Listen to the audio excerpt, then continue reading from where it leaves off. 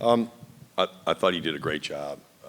We had a couple guys that played for the first time, and he was one of them, and made some plays. Mowing wasn't too big for him, and and obviously we'd love to see what he looks like this game, because obviously you're trying to make the biggest improvement, from game one to game two. But I thought he played well.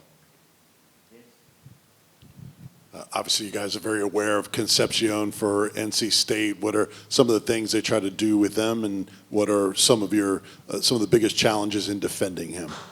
He's a great player. I mean, we're aware of it. He's been very productive in his career. Just not doing more than your job, really. Just do your job. Obviously have eye discipline. Be aware where he's at, because he can move. He can be in any kind of position. He can be in the backfield. Obviously, he can be as an outside receiver. He can be an inside receiver. He's a ball in hand guy. But no more, no less. Not doing more than what your job is, and then obviously being disciplined to know that don't let the motions and the shift get you off of what your assignment is. And that's what they do. They do a great job with their scheme. And we just got to do a great job of executing.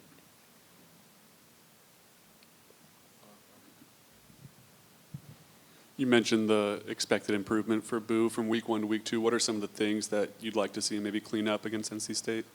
I think for the most part, all the guys, right? Again, you want to make the biggest improvement from game 1 to game 2. There's no preseason games, obviously, in college, and to be able to play the amount of guys we played in the first ball game and get the experience, the ones that didn't have it.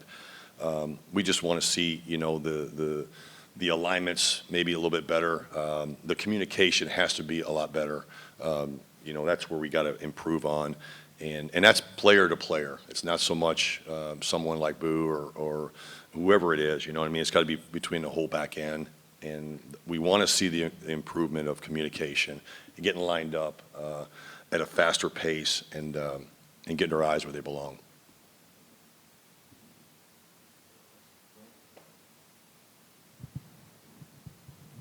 Coach, you've been at this a long time. I mean, was that a typical game one? Was that better than a typical game one for a secondary? I know you got to play a lot of guys. Right. Was that kind of game one, it's under your belt, now you go to game two? Is that sort of what you thought and expected? We kept saying that, you got to come out at midseason form. Again, like I said a little while ago, you don't have preseason games or you have a scrimmage, and we just scrimmaged ourselves, So we had to be at midseason form.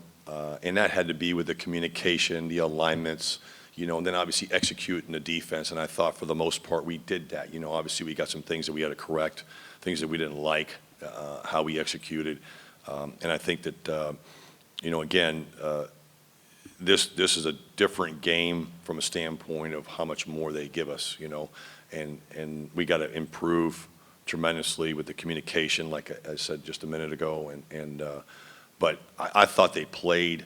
I thought they played hard. I thought they played energized. I think that for a first ball game, it was pretty good. It really was from the back end standpoint. The entire defense.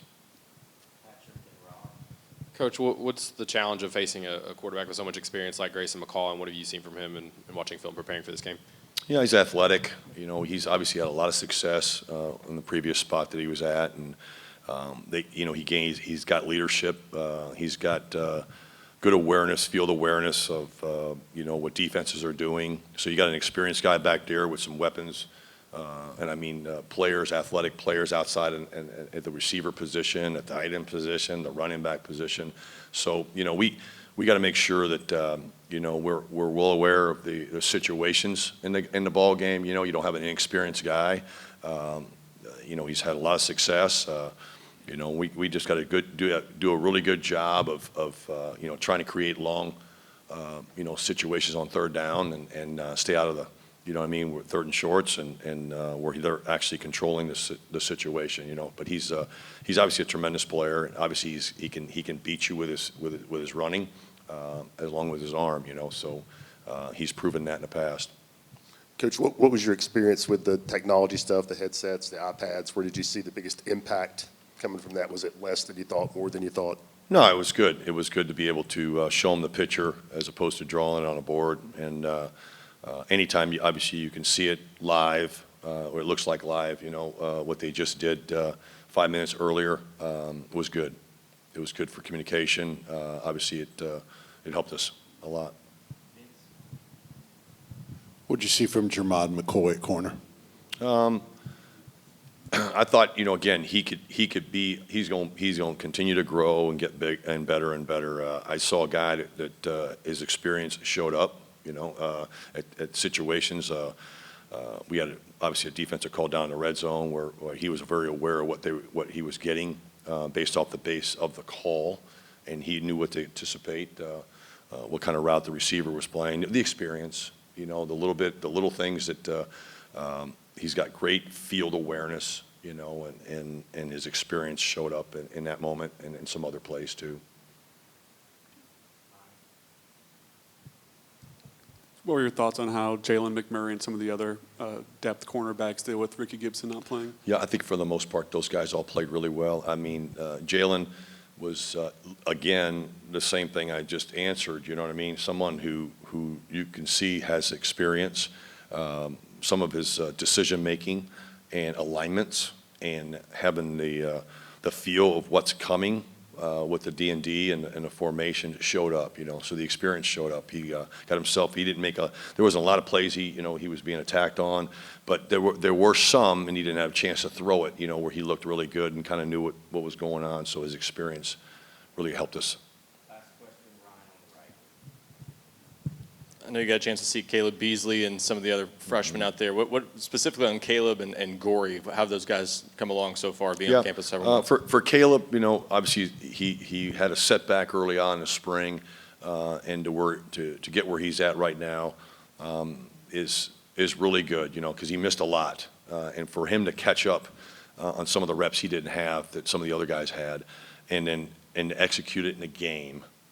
He wasn't perfect, but by no means. But to see the calmness of a freshman in his first year, obviously, I know he's here earlier than like most are now. But and to have make adjustments, didn't do it quite well like it was supposed to be in one of the plays he had, But he was able to take the coaching and the adjustment and it was seamless the rest of the way, so it was really good. Marcus got in there at late, was really good. It's awesome to get Marcus in there at the end. Made a tackle, made a nice play on a seam route that they threw, and so it's good to get all the guys that got in there. That's you can't. That's a tremendous advantage to get those guys that experience, in that situation. Thank you, Coach. Yep. Thanks, guys.